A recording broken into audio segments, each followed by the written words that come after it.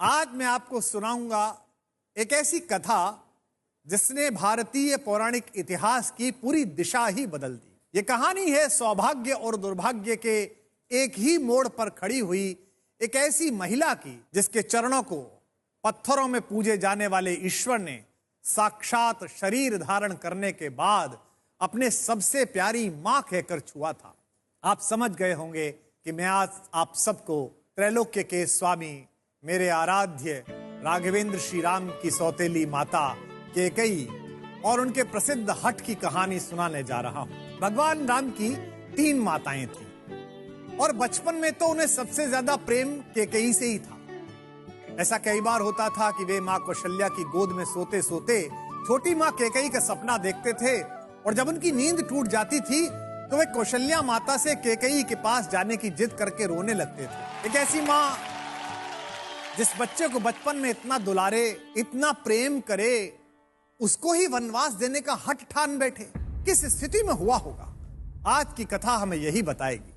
महाराज दशरथ ने सुबह ही सुबह स्नान के बाद दर्पण में अपने कान के पास एक सफेद रंग का बाल देखा।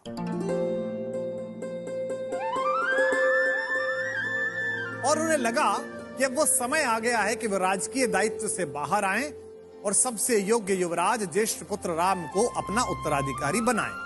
राम के राज्याभिषेक की ये सूचना अंतःपुर में जहां रानियां रहती थी, माएं रहती थी, थोड़े विलंब से पहुंची। राम की मंझली मां कैकेयी की एक बड़ी प्रिय दासी थी मंथरा। वे बहुत लंबे समय से कैकेयी के साथ रहती थी, इसलिए वे रानी की मुंह लगी थी। अच्छा, वो स्वभाव से बहुत कुटिल भी थी। अब यहां तो सारा ही राज्य प्रसन्न था, हर व्यक्ति उत्साह में था जैसे उसी के बेटे का राज्याभिषेक हो रहा है। इतनी सारी प्रसन्नता, इतने सारे लोगों का संतोष, असंतोषी मंथरा के मन में कुटिलता जगा गया। उसने कैकेयी को जाकर राज्याभिषेक की बात सुनाई। रानी इस खबर को सुनकर इतनी प्रसन्न हुई कि उन्होंने उसे बहुमूल्य इनाम देते हुए कहा, कितनी अच्छी सूचना लाई हो मंथरा, अब मेरा सबसे प्रिय पुत्र राम राजा बनेगा। यह अयोध्या के साथ साथ मेरा कितना बड़ा सौभाग्य है। मंथरा ने कहा, क्यों महारानी, आपका क्या सौभाग्य? आप सचमुच मूर्खता की हद तक भोली हैं। मुझे लगता है कि आप दुनिया की पहली स्त्री हैं जिसे अपने दुर्भाग्य में सौभाग्य दिख रहा है। कैकेयी ने क्रोध से कहा, तुम्हारी बुद्धि तो ठीक है, क्या अनर्गल बक रही हो? उसने कहा, मुझे तो सब सही लग रहा है, मुझे तो सब पता है, आप ही की बुद्धि पर मोह का पर्दा पड़ा है।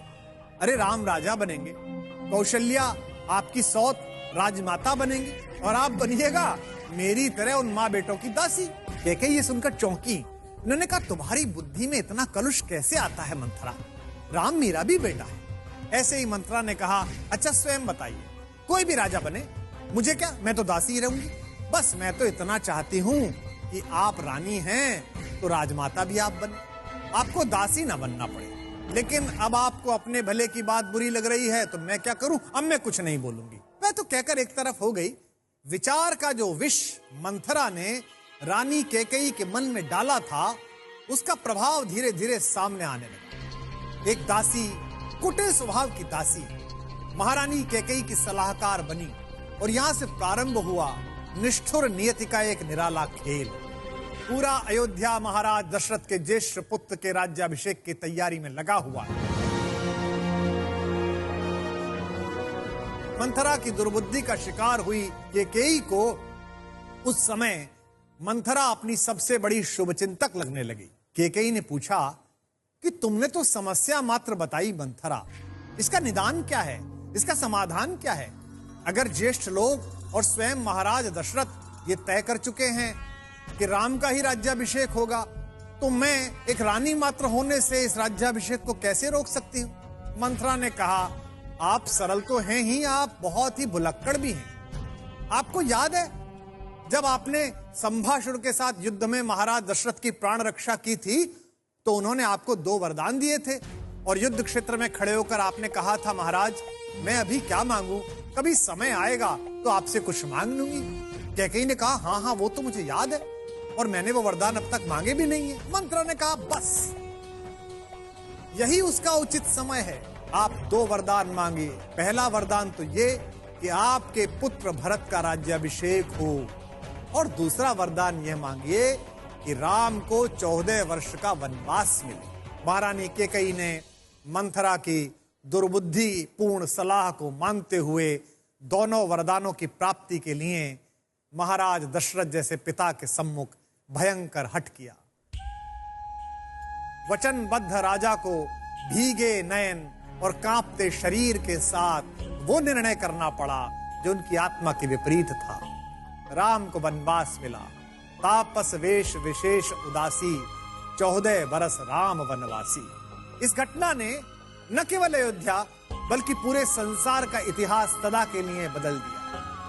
अपने बड़े भाई की चरण पादुकाएं राज सिंहासन पर रखकर राज्य की देखभाल करते भरत भाइयों के बीच प्रेम का पर्याय बन गए और वनवास काटते युवराज राम को नियति ने 14 वर्ष में जो युवराज निकला था उसे प्रभु श्री राम मनाकर वापस लाया।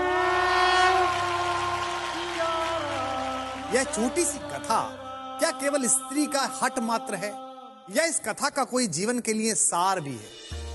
इस कथा का प्रतीक शास्त्र समझिए, पर इसका सबसे बड़ा सार यह है कि जब जब आपके साथ के लोग मंथरा जैसे कुटिल होंगे, जब जब आप दुष्टों को अपने जीवन में हस्तक्षेप करने का अधिकार देंगे, जब जब आप कलुषित हृदय वाले लोगों की सलाह सुनेंगे, तब तब आप चाहे अंदर से कितने भी सात्विक हों, आपके अंदर का सात्विक तत्व राम तत्व अंततः वनवासी हो ही जाए।